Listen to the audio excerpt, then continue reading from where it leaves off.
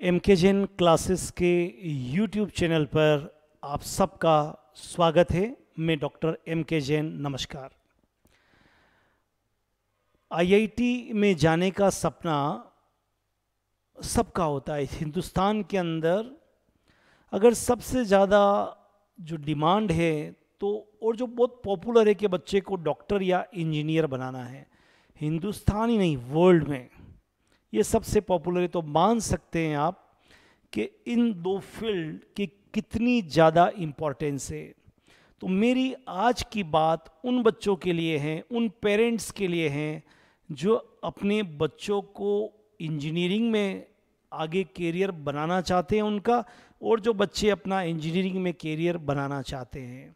तो उसके लिए अब हिंदुस्तान में एक एग्ज़ाम आपको देना पड़ेगा जिसको हम कहते हैं जी मेंस। और ये जी मेंस ईयर में 2 टाइम्स आपको चांस मिलते हैं। इस जी मेंस का एग्ज़ाम 17-18 लाख के करीब बच्चे देते हैं पूरे हिंदुस्तान के। उसमें से इनका 20% लगभग 2 से 2.5-3 लाख बच्चे फिर एलिजिबल होते हैं एडवांस के लिए, और वो लोग आईआईटी जो हमारा मेन आईआईटी है, उन आईआईटी बॉम्बे, कानपुर, खड़गपुर, जोधपुर, भुवनेश्वर वहाँ पर जाते हैं। तो पहली जो लड़ाई चालू होती है वो लड़ाई चालू होती है कि जी मेंस के एग्ज़ाम को अच्छे परसेंटाइल के साथ क्रैक करना है, तो फिर आप एडवांस के लिए एलिजिबल होते हैं, राइट। तो हम आज बात करेंगे जी मेंस के एग्ज़ाम की। अब मैं 2023 की बात करूं तो जी मेंस का एक सेशन पहले हो चुका है, और आज जब आप इस वीडियो को देखेंगे तो जी मेंस का सेकंड सेशन जो है वो आपका 6 अप्रैल 2023 से स्टार्ट होने वाला है, और आपके पास अब 20 डेज 15 to 20 डेज है।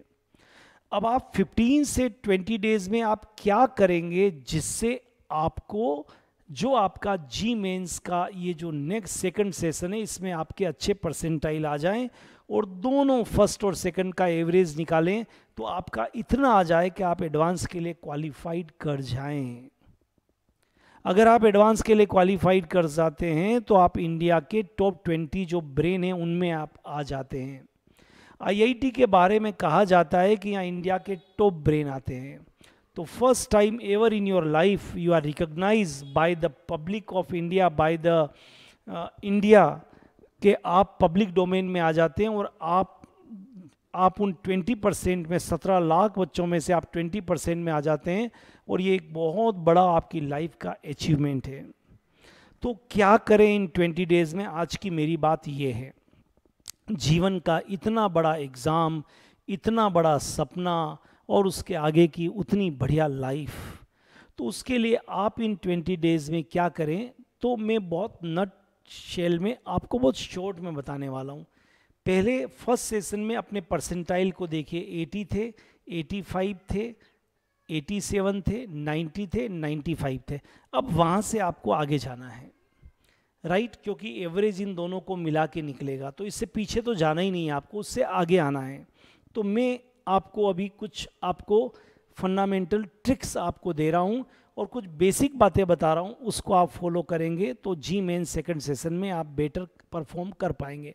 नंबर 1, पहली बात, जो आपने जी मेंस फर्स्ट सेशन के समय किया था और उसके कारण आपके 80, 88, 90 जो भी कुछ परसेंट, 95 व्हाटएवर जो भी कोई परसेंटाइल आए थे, उनको मत छोड़िए।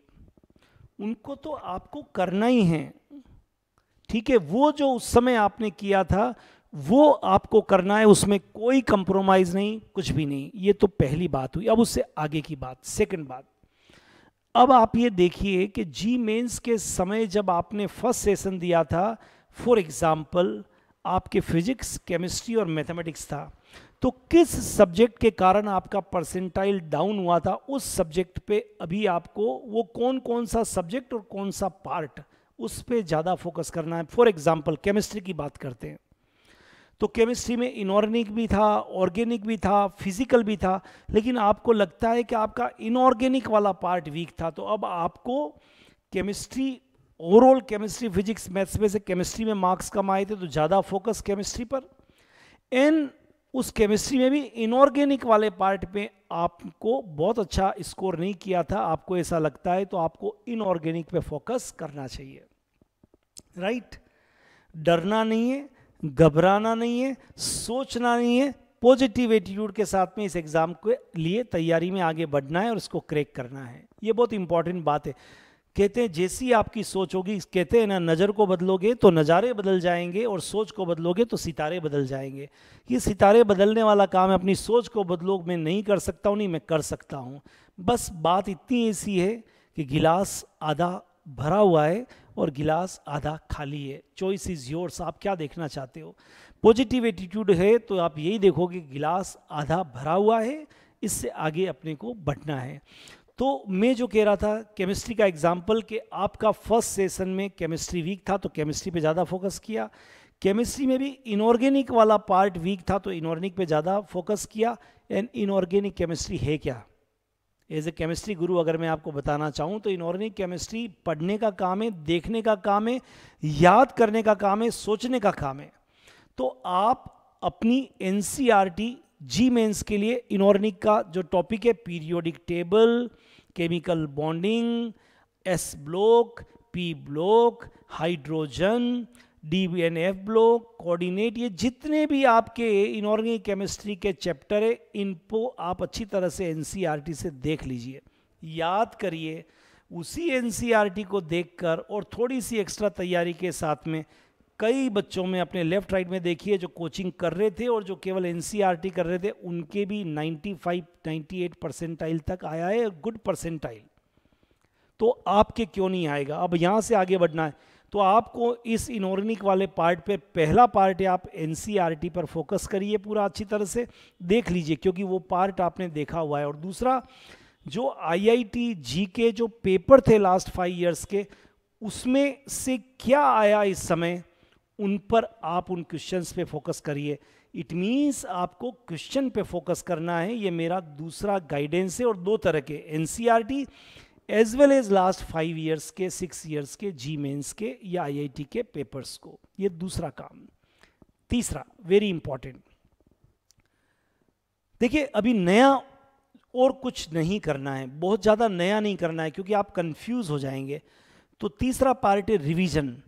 जितना आपने फर्स्ट सेशन में किया था, जिस तरह से किया था, जो 10 दिन पहले, महीने भर किया था पहले, वैसा ही आप इस सेशन के लिए भी तैयारी चालू कर दीजिए और सारे सब्जेक्ट को आप करिए अच्छी तरह से। क्लियर? तो आपने सारे सब्जेक्ट को करना है, ठीक है, बहुत अच्छी तरह से करना है, लेकिन रिवीजन वाले पार्ट को स्ट्रॉन्ग करना है, राइट? बहुत कम पार्ट ऐसा होगा जिसमें आपकी मास्टरी नहीं है तो उसको छोड़ दीजिए, लिव इट। अभी कुछ नया, ऐसा नहीं कि अभी मैं नया करूं, कुछ और एक्सप्लोर करूं, कुछ नोट्स को देखूं, नहीं।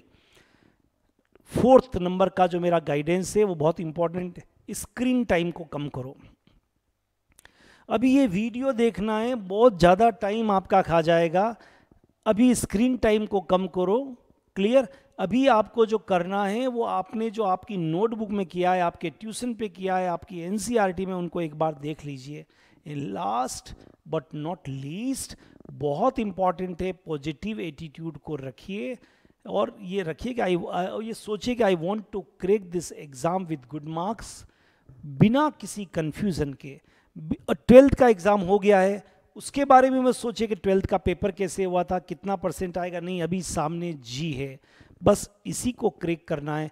अगर ये सब बातों को आप बहुत अच्छी तरह से ध्यान रखेंगे तो यकीन मानिए कि जो सेकंड सेशन आने वाला है, जो 6 अप्रैल से स्टार्ट होने वाला है, इसको बहुत अच्छी तरह से आप क्रैक करेंगे और अच्छे मार्क्स आपके आएंगे। हाँ, एक बात मैं ज़रूर बताना चाहता हूँ कि किसी अच्छे टीचर से गाइडेंस ज़रूर ले लीजिए केमिस्ट्री, फिजिक्स और मैथमेटिक्स के बारे में, कि सर मैं किस चीज़ पे ज़्यादा फोकस करूँ, क्योंकि उन आपके टीचर्स को एक्सपीरियंस है कि जी मेंस में किस एरिया से, किस कॉन्सेप्ट से, कौन से कॉन्सेप्ट से मिलाकर क्वेश्चंस को पूछा जाता है। इससे आपको एक डायरेक्शन मिल जाएगी। तो ऐसी 3-4 सीटिंग अपने गुरु के साथ में, अपने कोच के साथ में, जिसको भी आप ज़्यादा मानते हैं, जहाँ से पढ़ने पे आपको ज़्यादा समझ में आया था, उनके साथ आप बैठ के डिस्कस कर लीजिए।